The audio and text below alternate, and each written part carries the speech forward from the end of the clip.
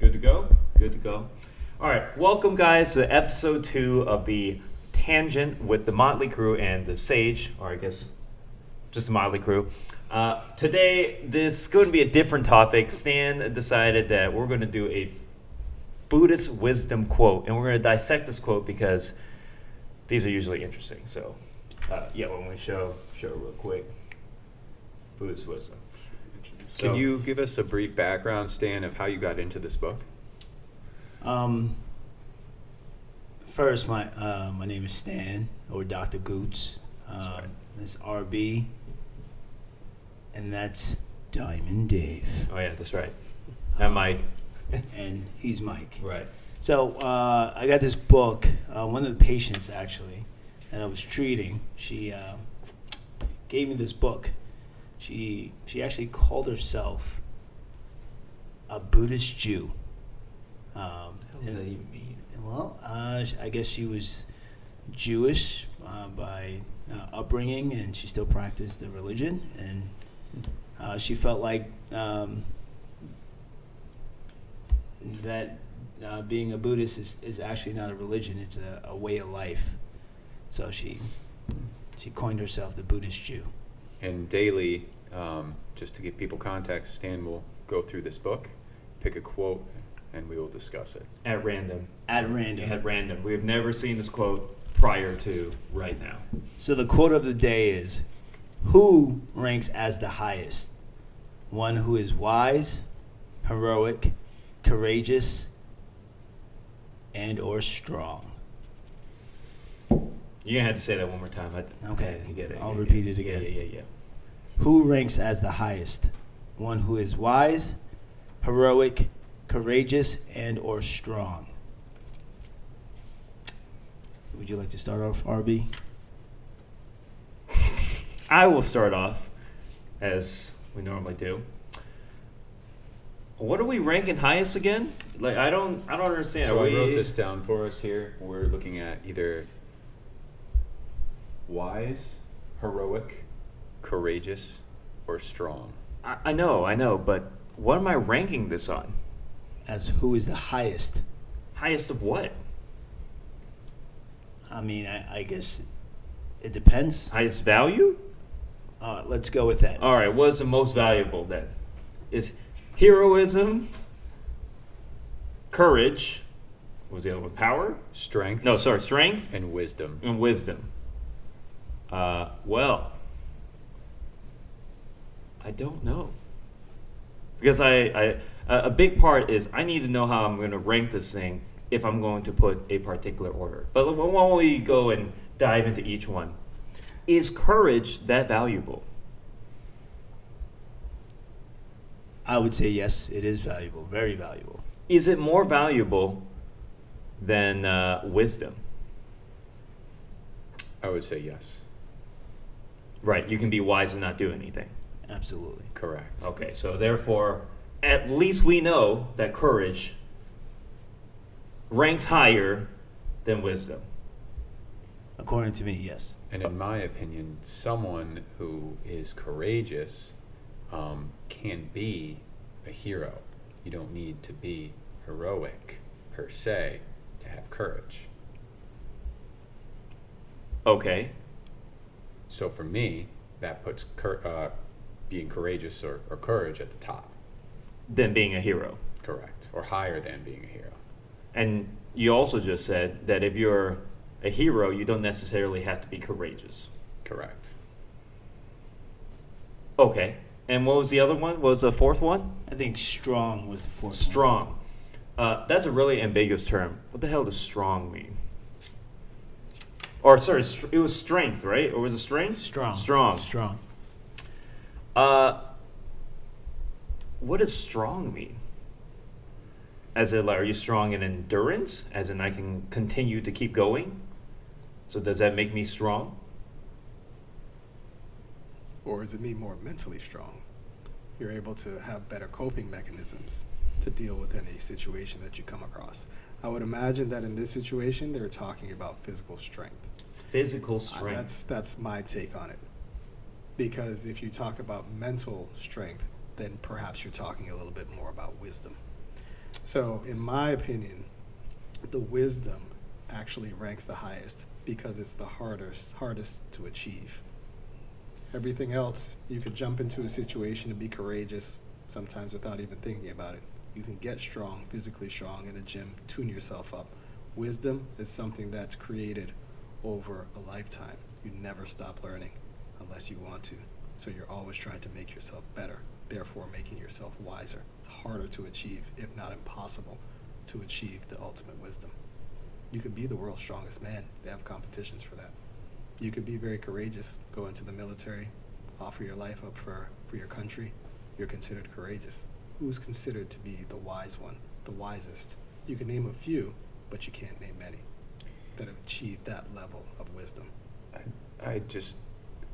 My question to you is, in regard to wisdom, do you think that more people have wisdom or more people are courageous?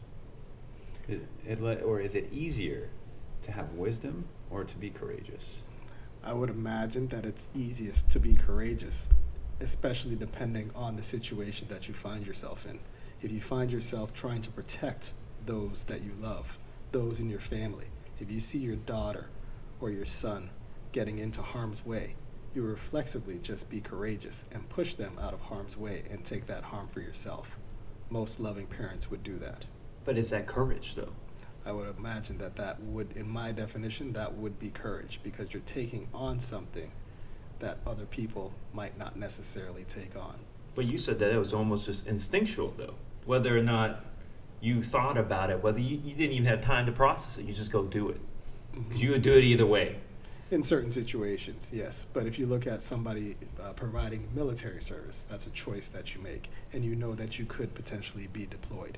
Those military service members all over the globe, I would consider them to be courageous. So the reason I asked that question is if I want to learn about something, I can go and I can read about it, I can learn about it, I can gain wisdom on that topic. The amount of wisdom is really dependent on the individual, how much you want to learn. But to truly be courageous, in your example, to serve, not a lot of people are willing to give their lives for other people. So for me, gaining wisdom seems easier than being courageous, and especially in today's times when we're looking at a lot of the social justice issues, being courageous, really not many people throughout modern history have been courageous at all, and that's kind of why we are where we are.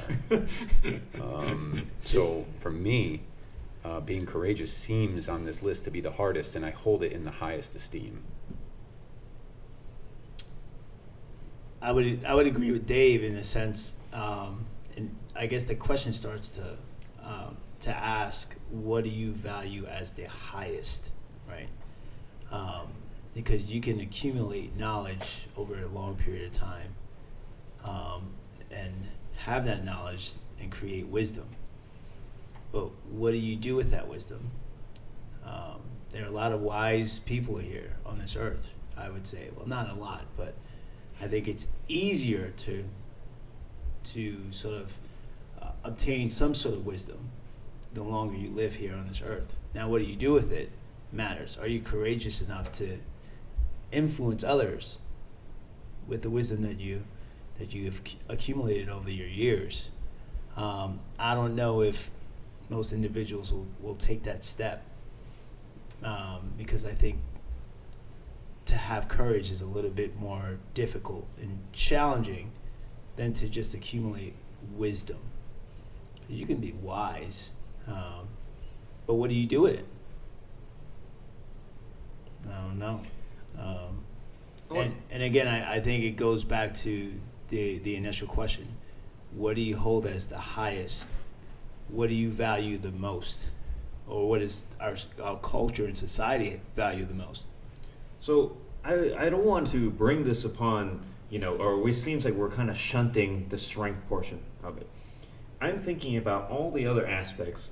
If I'm not necessarily talking about physical strength, just having strength or maybe the ability to do something, right? Maybe you need to be strength to be the most important thing, because just because you're wise or just because you're courage or you're heroic, do you even have the ability to make a change even if you have all these things? Right? Do you have the strength to make a change? Because having wisdom without being able to have the courage or whatever, the heroism to perform it, doesn't matter, just like you said. Because maybe we're looking at strength as the wrong way. And we're looking at all the other things as too highly regarded what we typically think of wisdom and heroism or courage. Is that something to be said? Because I know I'm almost saying the definition of strength to be almost like power, right? Do I have the power to do what I need to do? Because all these different things that you want to integrate, all these different things that you want to do, you need to have some ability to do it. Right? I think that so maybe on hindsight, maybe the most important thing is strength, because if you don't have strength, you might not be able to do any of these other things. Manifest the wisdom, manifest the heroism, manifest the courage. It's a good point, because it does appear that strength would be almost a prerequisite for heroism and courage. Right, Mike? And even wisdom, right? As to what Mike was saying, are you strong enough to even persevere through your life to accumulate all the life journey or the information that you learn from living life to create the wisdom? Are you strong enough, right? Because some people live life without obtaining wisdom, right? Because they sort of cave to what the journey of life brings, and it's really, what do we say in the clinic? I don't know what we say. Oh, life's a journey. Life is a journey. That's what we say. But, That's right. That's right.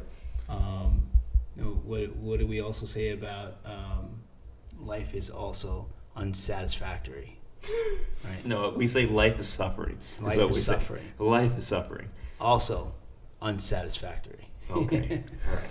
So then for me, the most valuable, if I'm looking at strength from that perspective, strength would be the most valuable, because it enables me to do all the other things. Without it, I wouldn't be able to. Now, if we're talking about physical strength, then it would be the least. Really, how strong can you physically be? Now, that's why I kind of think drew away from it. I read something one time a few years back, and they took a poll of people, and they said, what is the number one thing that people pray for in their prayers? And that number one thing was actually strength. So clearly, when people pray for strength, they're not talking about physical strength. I think they're just talking about strength to get them through their day, strength to deal with whatever situation that they have. So I would agree with you, Mike. I think strength is a prerequisite in order to enable yourself to do these other things in life, because people think about being strong in various aspects of life. So if you look at it from a broad definition standpoint, I'm going to now switch my answer, and I'm going to agree with you and say that strength is the number one important thing on that quote. Do you agree, Stan?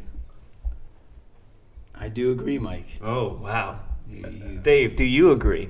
I have to admit, you lay down a convincing argument. I think that's a good point. Yeah, I think this is a first. It's very rare. I gotta get my dub when I can get it. You know what I mean? This is.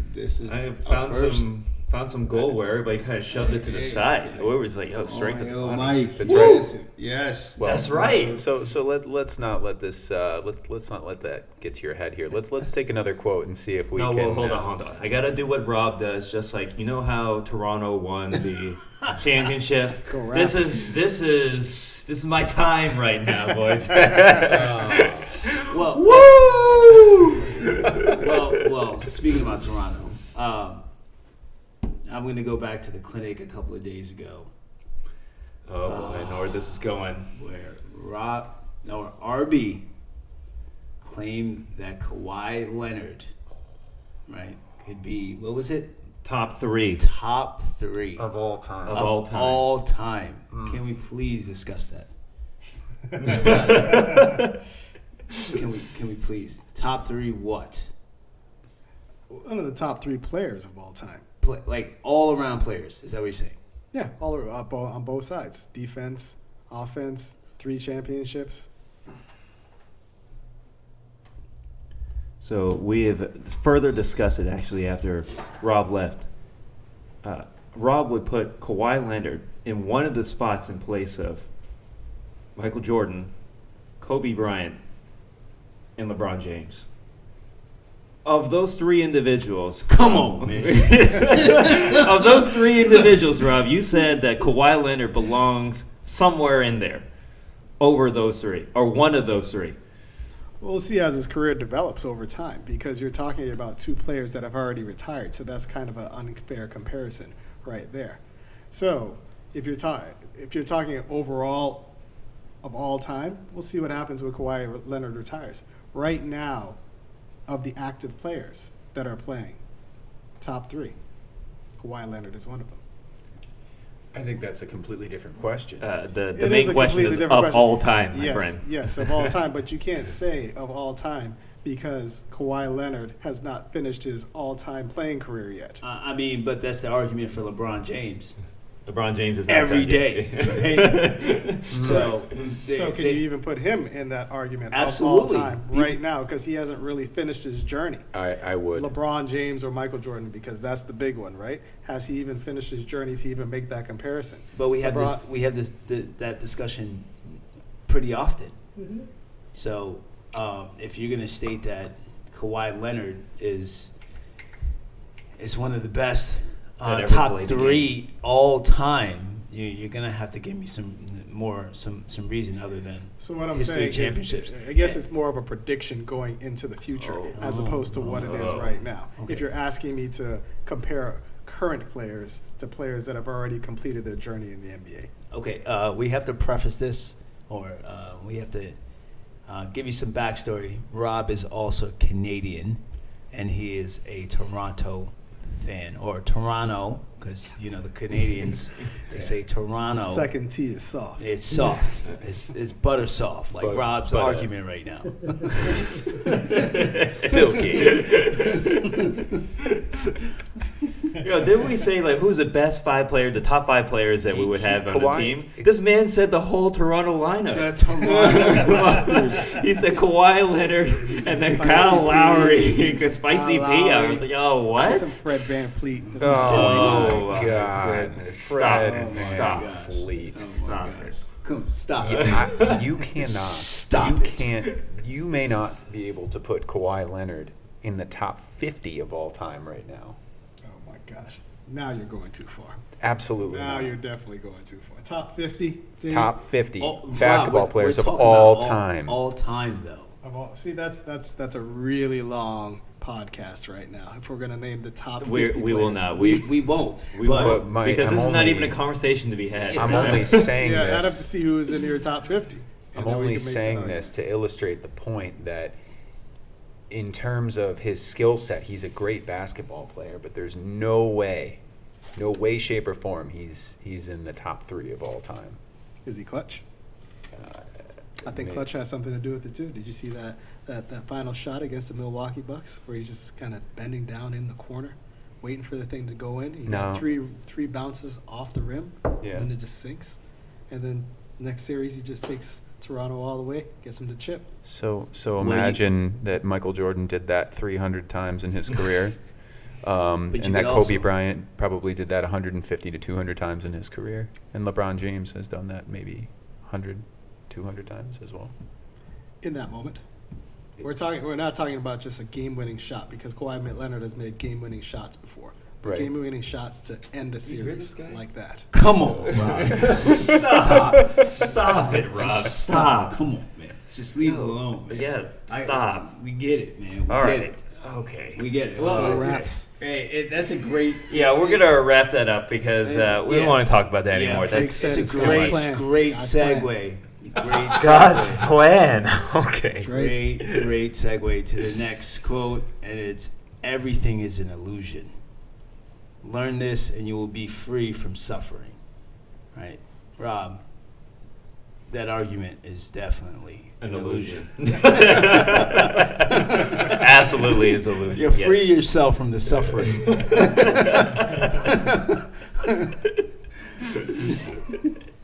No, you gotta break that back up one more time. I'm not sure if gotta dissect that a little bit more, but Okay, yes, let's get into that. yeah. Okay, now I'll repeat it. Everything is an illusion. Learn this, and you will be free from suffering. So, Stan, we've said this before.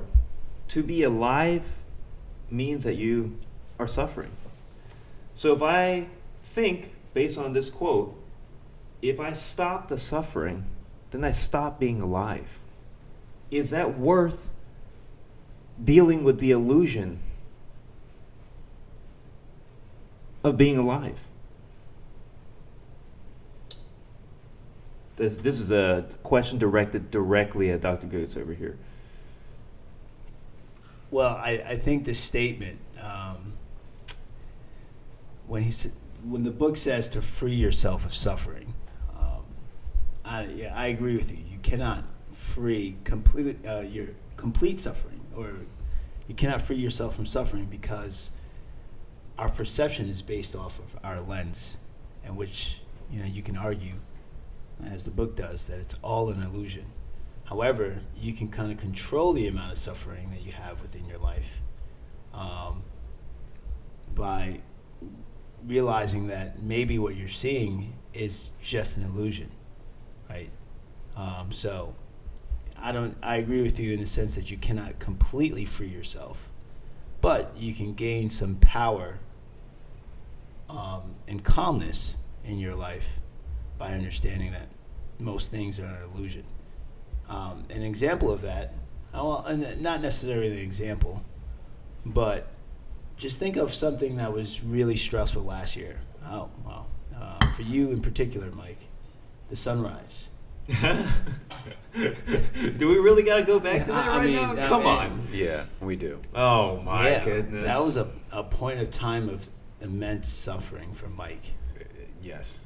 All right. Well, I guess I should give some context. Give some context. On what he refers to as the sunrise. In last year, when I was talking, I had taken a date to go see the sunrise. And at this time, I was like, this seems like a pretty good idea. Mind you, this was her idea. I go to this sunrise, and I'm like, this is a good time. But then nothing really came of it.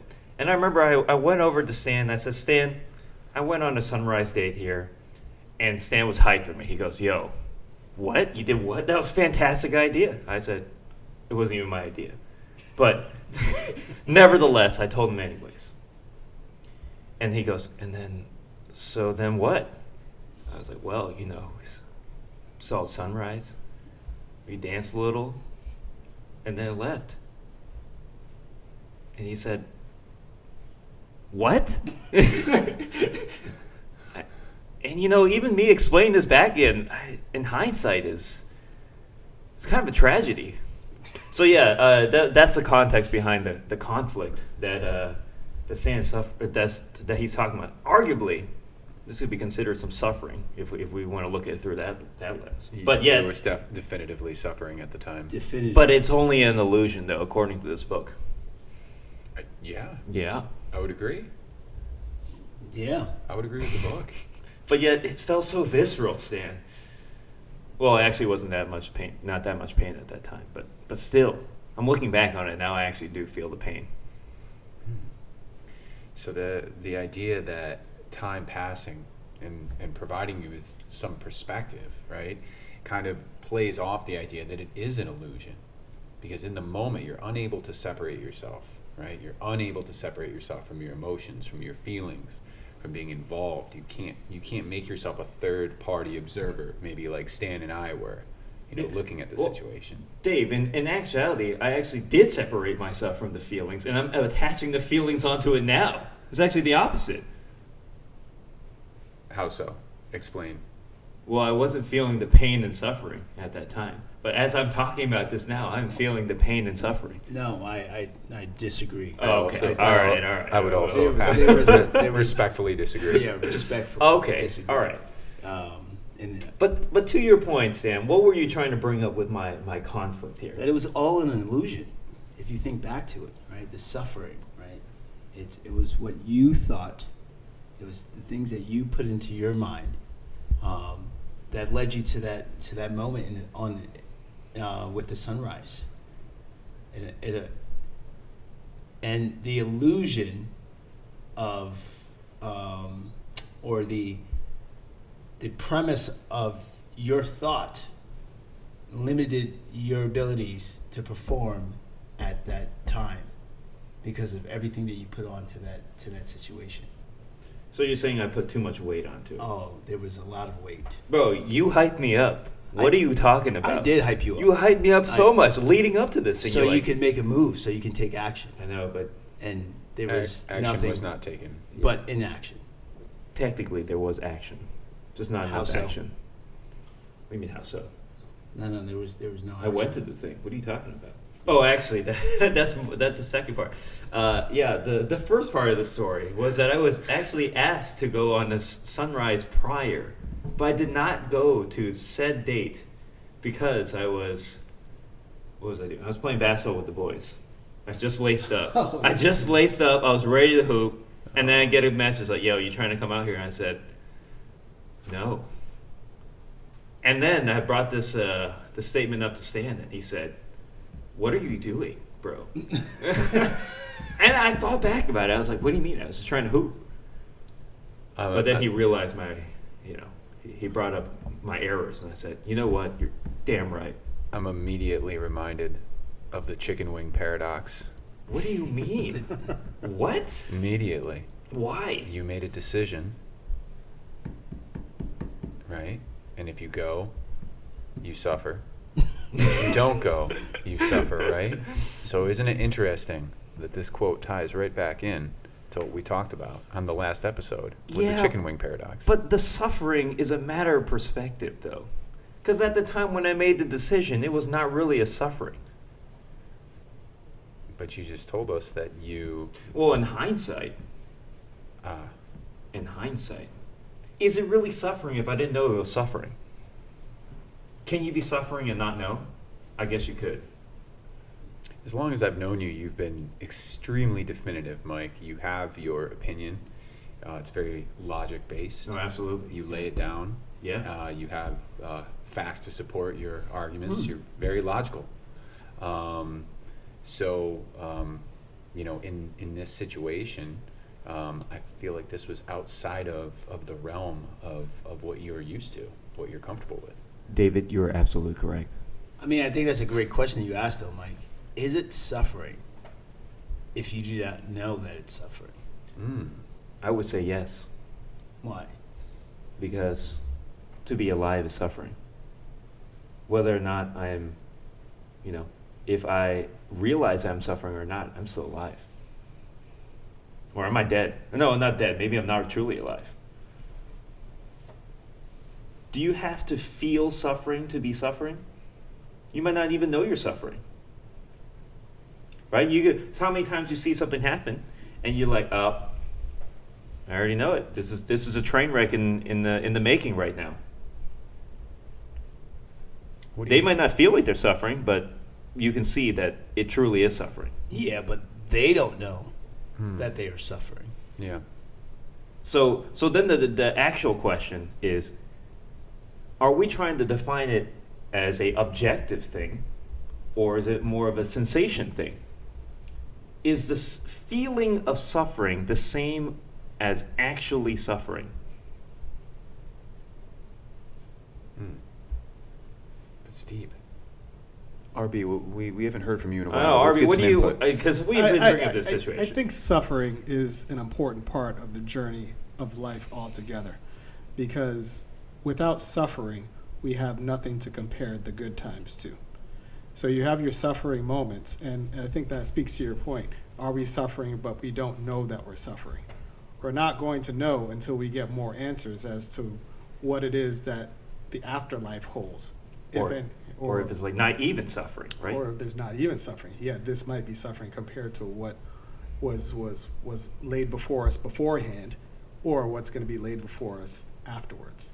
So, but either way, I think suffering actually allows us to grow as better people and become better people, because then you have better perspective on what's going on. You look at other people in other countries, and these impoverished countries, and they're trying to come over to America to live a better life because their life is comparatively suffering to them compared to what we have over here. But then you have people over here that feel that they're suffering because of certain situations. So I think it's all dependent on situation and circumstance, and then the illusion that you feed yourself, the feelings that you have based on your current situation or circumstance. So that still hits the same question. Is suffering, or at that point, is suffering just a matter of perception then?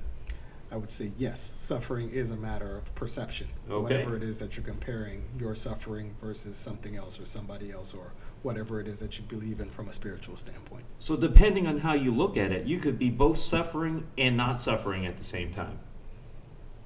Suffering and not suffering, yeah, I guess. Depending on how you look at it, right? Depending on how you look at it. At one standpoint, like, just same example, right? Somebody who's trying to move over here because this is the better life, less suffering. Over here, we're over here looking at like, oh, damn, look at those 1%ers out here screwing us over, the hedge funds, da-da-da-da-da. Now I'm suffering type of thing. So I'm both suffering and not suffering at the same time. Right. So if both scenarios are happening at the same time, does suffering even matter then? It's all an illusion, so it doesn't matter, right? But just because it's an illusion doesn't mean it doesn't matter. I guess again, it depends on your perspective. Are you looking big picture, like are you or are you just looking at it in your life per se, right? At this moment in time, right? So, I guess where this book is coming from is, as it stands in the universe, does your suffering really matter? It's really an illusion.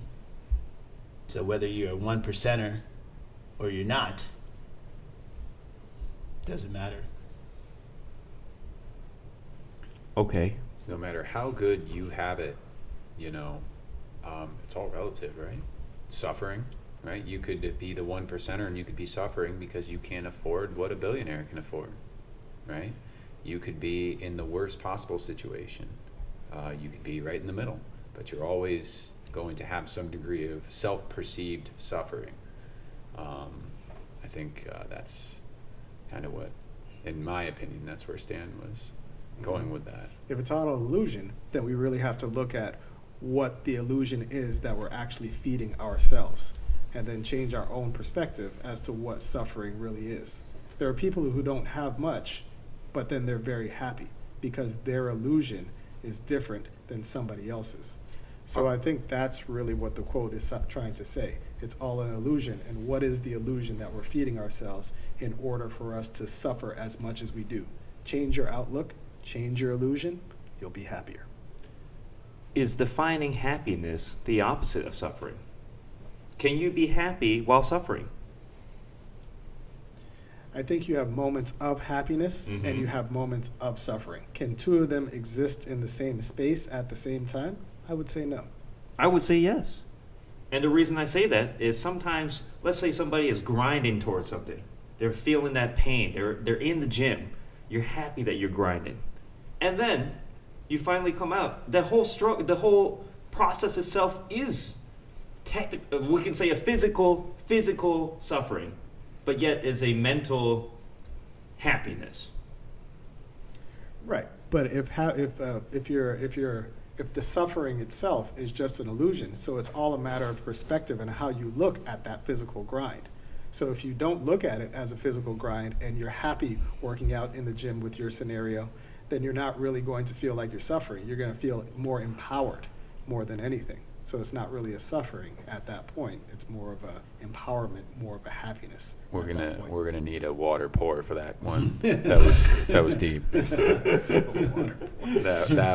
That was fantastic. Wow. Kumbaya, RB. Okay. So Mike brings a great point to the table, and RB brings an Great counterpoint. excellent rebuttal to that point. Yeah. So we definitely tangent off where we're supposed to go. What was the whole point? Oh, the whole point is whether or not it was an illusion or not. Okay, then the next question is, if it is illusion, then what's the reality? That's a good question. What is the reality if we're, suffering's the illusion? Life is what you make it. I mean, your reality could be exactly what Dave said. Your reality is going to be what it is that you perceive that it is that's around you. There are certain people to walk into a certain situation, and two people see that same situation totally different situation. We kind of talked about that on the last podcast, right? You're arguing with your loved one. Both of you guys are looking at the same exact scenario, but both of you guys see it in a different light because of various reasons. So yeah, your reality is what it is based on your past life experiences and bringing that forward to what it is that you see your current situation in right now. So if that's the case, and I see it that way, and I view that as suffering, wouldn't that also be an illusion then? Yeah, that was going to be my next question to you, Mike. Is there a difference? Your illusion versus your reality. If it's all based on your perspective. Is there a difference whether or not it's an illusion or reality? No, but in the context of this, then yes. Because if I'm saying that it's the illusion of suffering, then ideally I don't want to necessarily be suffering all the time, right? But again, that's a matter of perspective. Right. You're only going to be suffering if you view the situation in that way. Exactly. Okay. And to your point, to suffer is to be alive.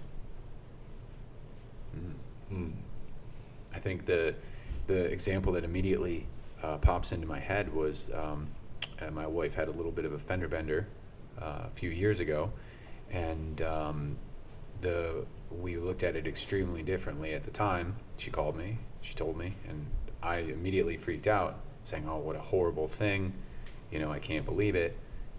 And that was my perspective, which was suffering, and her perspective was, "Hey, babe, at least I'm okay."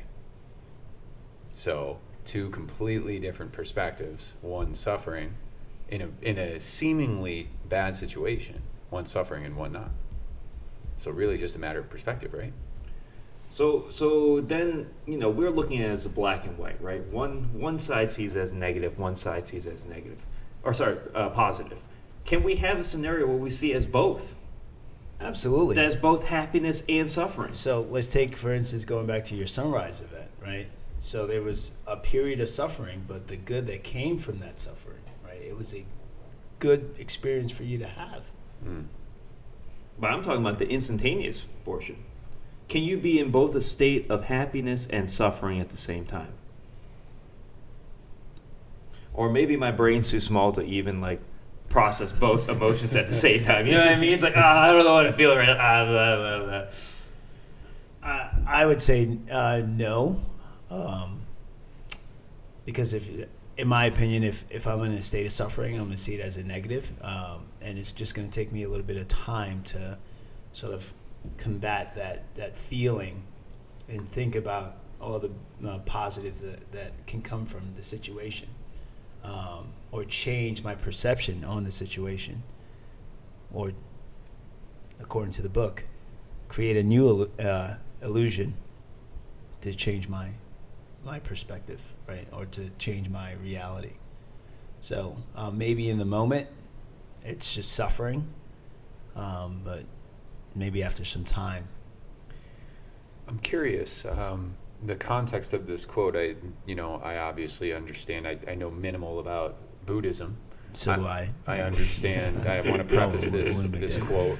I understand that suffering is a crux of a lot of Buddhist viewpoints. The idea that you can detach yourself to help reduce your own suffering, regardless of what it is.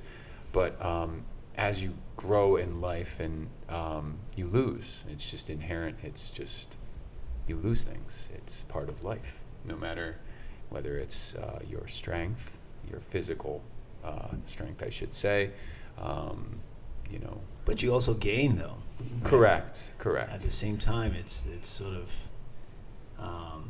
opposite but complementary. In the sense sure. Of this, and I got that from my Tai Chi practice. That's what I was thinking. The balance, the yeah. yin and yang type of Yeah, thing. absolutely. Right. So I think that generally speaking, that's a viewpoint that is very unique in terms of not many people can wrap their heads around that, right? I think a lot of people, unless they specifically go and they really become unbiased and they unlearn a lot of what society tells us. I think society would tell us that we lose as we age. We lose family members. We lose a lot friends. You know, we lose. We become, as society tells us, we become more and more lonely as we age and until we pass away and you know, we lose our existence. So this quote kind of encapsulates that idea, right? That life is suffering for that reason, I think, because it is perceived that we lose as we age. But you bring up the excellent counterpoint is that you should gain as you lose. Maybe not tangibly, but you should. Right. So the illusion just pops right back into my head then. So the illusion can be whatever you want it to be, essentially. Do you think that's accurate? Absolutely. I think it's accurate. And to your point, I think society does tell us, and our culture does tell us as we age, that we do lose. We see it oftentimes. Being in the clinic, you know, the notion is, oh, I'm old, so I can't do X, or I'm old and I can't do Y. Right?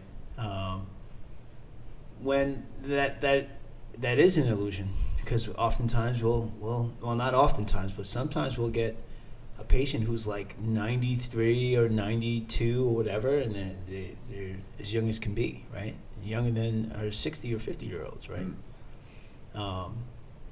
But I guess to Rob's point, it is what you make of it, and that's why it's an illusion, right? You can have the same exact, I guess, materialistic things, or same exact things that another individual has, or you could be in the same moment, like Rob said, and view it completely different.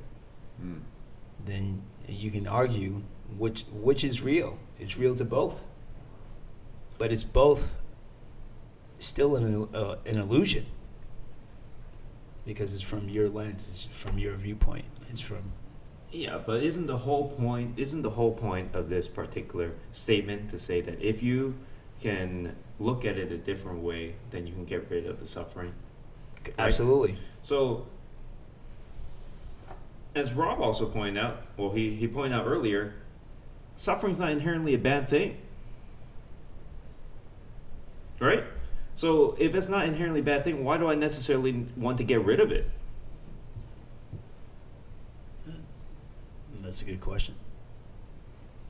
I mean, you can't, whether you want to get rid of it or not, it's impossible to get rid of it. There's always going to be something waiting on the other side, Absolutely, right? yeah. You're either in a storm or you're in between two storms. You're coming out of one, you have this moment of sunshine, and then there's going to be another storm waiting for you. That's just the way life is. It ebbs, it flows, it goes up, and it goes down. Some days are going to be good, some days are going to be bad. So when those two types of things meet, pain and suffering with happiness all at the same time, it's not too many scenarios I could think of. But I also think it's to find sort of like a inner peace or inner stability, and that's what they mean by removing suffering. It's not necessarily that you're not going to suffer, but having that inner peace allows you the space to, combat all of the issues that happen in your life. And you can just see it in different people, right? Those who are confident, those who've had life experiences where they have this inner peace where they walk around like I'm grounded, versus those that don't. So that's how I see removing suffering. Because again, to Rob's point, you're always going to suffer, and even to your point, as long as you live. However, right? Exactly. To be alive is suffering. And however, how you move through that suffering, how you move through life's journey, how stable you are as an individual, I think that's where you start to change your mindset and to see if things are, when you start to see things as an illusion, that it's a little bit easier to deal with. Easier to deal with. Yeah, I would agree with Easier that. to It's easier deal to deal with. with because your perspective is different. You're not staying in this constant state all the time. You know it's easier to deal with because you know the state that you're in right now of suffering is temporary. So if you know it's temporary, it helps you get through it a lot easier as opposed to you feeling like you're on an island somewhere and it just is storming and storming and storming and you're all alone. So you don't ever want to get to that level of despair. So at a certain point, you have to say to yourself, this is an illusion. My life is better than this, and I can get out of this illusion and then create something better for myself in the future. But then we run the risk of being delusional. You can be delusional then, right? When you actually aren't in the state of where you can get out, but you think that you can. But in what situation would you not be able to get out? If you're looking at it as an illusion, if you look at it as if the book is saying it, then you should be able to get yourself out of that illusion and then create a new illusion for yourself based on what it is that you're going through in the next day or the next day or the next moment or whatever. Constantly looking forward to the next moment. Because right now, I'm having a bad time, but this is an illusion. How can I flip this inside of my head to make it a good time for me? Say for example, going to jail for whatever reason. You have people that live full, fruitful lives in jail, but going into jail, they probably weren't thinking that. I'm going to enjoy myself in here and all that kind of stuff. But if you're doing a 20, 30-year bid, you're not going to die in there. You're not going to necessarily not get fed meals and all that kind of stuff in a lot of situations in American jails. It's a bad way to live. I wouldn't recommend it for anybody, but you can take that negative and then turn it as positive as you possibly can because of this illusion that the Buddhist book is referring to. So what if you're in there for 200 years, your sentence is 200 years, and you become delusional that you can get out? There's no circumstance that you're getting out. But you can get out. What, with acceptance of the situation? That is not truly So living, as Stan has mentioned numerous times, I think that the perfect answer to this situation is being in the moment, is being present, right? The less that we are present in the moment and the more that we think about what's going to happen or what has happened, that can produce more suffering, right? But by living in the moment and accepting and saying, hey, I'm going to be here for 200 years. Let's make it a good 200 years, right? Let's grow. Let's read books. Let's work out. I've never gotten into working out. I'd love to do that. I'd love to learn how to play chess in here. I'd love to make some friends in here. But the idea here is that what if you are not going to live 200 years? You're going to live, 100 years, and you're sentenced for 200 years. Would you not consider that to be delusional to think that you're going to get out? Right? Is it delusional? Even we say that. Isn't it delusional for me to think that I'll be living for 500 years currently? Right. But at the same time, if you are delusional, are you suffering in your own mind? If you're delusional, you're actually recreating that suffering and making it into something that's positive. It's just like people who have Alzheimer's disease, right? They wake up every day. It's a brand new, fresh day. They don't know that they have Alzheimer's. They're happy. It's everybody else around them that says, oh, you have Alzheimer's and all that kind of stuff. But if you look at these stories, they've created a delusion for themselves to say everything is fine because they don't even know that they have this brain deteriorating disease. So if you're delusional, some could argue that might be the real good state of happiness because your illusion that you've created for yourself is always, always happy. That's the illusion or the delusion if we're flipping it. Yeah. Oh, yes, that's who a good suffers? point. Who, as we know as healthcare practitioners, who often suffers the most? Is it the individual that's ill or the caretaker? Could be both. I don't know who's the most. Well, I mean, we know that being a caretaker takes its toll, right? So in that respect, then maybe to get out of the suffering is to be delusional. Well, delusional is a psychological state of being, right? That's not, you're kind of out of your mind at that point. And I don't think that's what it's going to. So if you are delusional, yes, you could create your own reality, but it's not the societal dictation of what reality is supposed to be. So everybody else from the outside in is going to look at you like, this guy belongs in the crazy house and all that kind of stuff. That's one situation.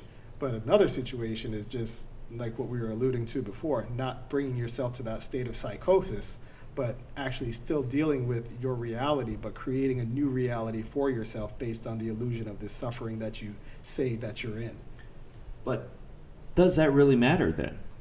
If you're saying that, hey, just because everybody else says that's true, is it, as long as you believe it to be true, then does it matter what you say?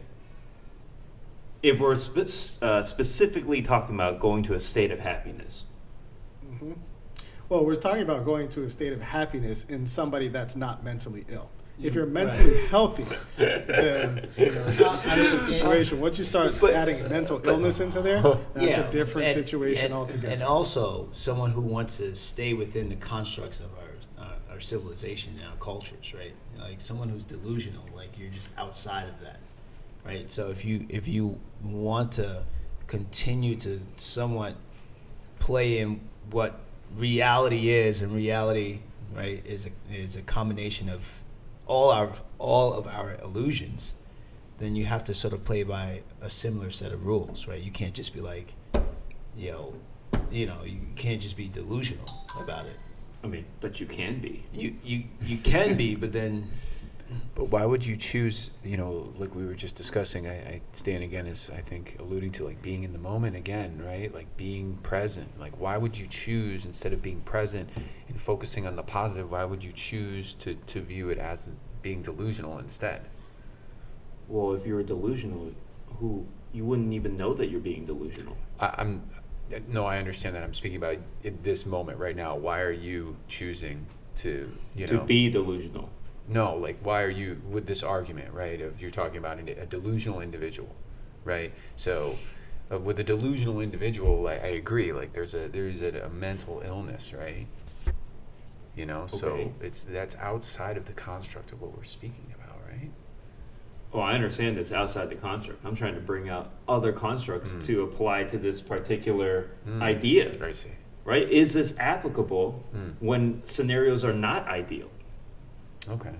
That's what I'm trying to get at. Because we're under the assumption that everybody operates in a relatively same way. But the reality is that most people don't operate in the same way. So for these, to me, if it's going to be a wisdom, shouldn't it be in totality applicable in almost all cases? I won't say all cases, but majority of cases, or almost all cases. But I think it can, and to your 200-year prison sentence, right? If you change the way that illusion or that experience is in your mind, then you will have a different outcome. You will have less suffering, right? So to Dave's point, yes, if I live to 90 and I'm here 200 years, the outside world, our culture will say that is a negative thing, that is suffering, right? However, if you go in and you understand that you will be here for the rest of your life and make it into a sort of a learning experience or a positive by changing your perception of the situation, right? Then it is not delusional. You're just trying to make the best of it. You're creating a different illusion to minimize the amount of suffering. It's only suffering to us because of our perspectives. Correct. But if we were in the same situation and we were all making the best of it, would it be suffering? I don't know. That's what I've been asking for like the past half hour. That's the whole point. I know we're going in circles around this because I'm like, doesn't make sense. It kind of makes sense, but then when you dig a little deeper, it almost doesn't make sense. Why? But why doesn't it make sense though? Well, it doesn't make sense in the fact that, what are we trying to get out of this, right? We're trying, at one token, you say that if you can eliminate or realize that it is an illusion, then essentially you can reduce the amount of suffering, right? Isn't that the whole premise, Correct. right? So if, From our perspective. well, I'm going based on the book, right? Yeah, but we didn't write the book, and nor are we Buddhist, but we're just from our perspective. Go ahead. Yeah, so it doesn't make sense because, as you know, Rob has said, whether or not you're suffering might not be a bad thing, or it could be a good thing. And then depending on how you look at it, it could be both a bad and a good thing. So then this whole statement in itself seems redundant. Right? Why would I want to leave out of a state of suffering if it'd be a good thing? If anything, I would want to stay in the suffering. Now, he said, like, okay, maybe we don't want to get into a point of despair. Absolutely. But there's nothing to say, or I won't say nothing to say, but who's to say that despair is inherently a bad thing? Maybe you need to go into the depths of despair to come out to actually see the light. Right? And to our earlier point, you can't see the light unless you've gone into the depths of despair. Or you could just look at other people's despair. Yeah, I guess you could do that too, right? And say, okay, well, I'm not like them, so I must be better off. And that's a psychological tool that's been used in history over the years. But do you truly understand at that point? Sometimes you don't have to understand; you could just see it. So you could take the example of slavery and poor whites. So people in this country have been getting oppressed for a very long time. So you have the poor white people within America that don't really have much. They're in poverty and all that kind of stuff. And then the elitists would say, well, at least you're not a slave, that type of thing. Help them get a little bit better perspective. So then they shifted their reality to say, okay, well, yeah, we're not slaves, so we must be okay, even though they're still getting oppressed and taken advantage of by the richer echelon of people within the states. So you don't necessarily have to go through the despair yourself. The poor whites didn't have to be slaves to say, I don't want to be a slave. The poor whites just had to say, well, I see what's going on over there, and I'm better as a result. But who's to say that they didn't want to be slaves? Maybe being a slave is what would be the better perspective. And you wouldn't know unless you were a slave. Right, but that's when the societal dictation, the societal constructs come into play. That we speculate that this is probably more negative. You probably don't want to do this type of thing. Right, exactly. So other people are then creating the reality for you. And that's really what it is, right? Creating the illusion for you. The reality, the illusion for you. Creating the illusion for you because Yes. it's all a dupe, right? It's all an illusion. This is what it is. You're not a slave. You're a poor white. So the illusion is you're better off than them. Therefore, you're not suffering. They're suffering. You're not suffering. So it's all about perspective. Somebody pour that water out again. Oh my goodness. Rob, stop it. Stop. We're running out of water. We're running out of water. And we're running out of time. All right. Well, I felt like that was a good talk of a circle, per usual. As it usually is. As it usually is. Bring your shovel. The tangent. Tangent out just to come full circle. That's right. Yeah. All right. Well, we'll go ahead and end this episode. Episode 2 of The Tangent with the Motley Crew. I'm Mike, Stan, RB, Dave. and Dave. Thanks for watching. Thanks for watching, and we'll see you guys in the next episode. See you next time. Hmm?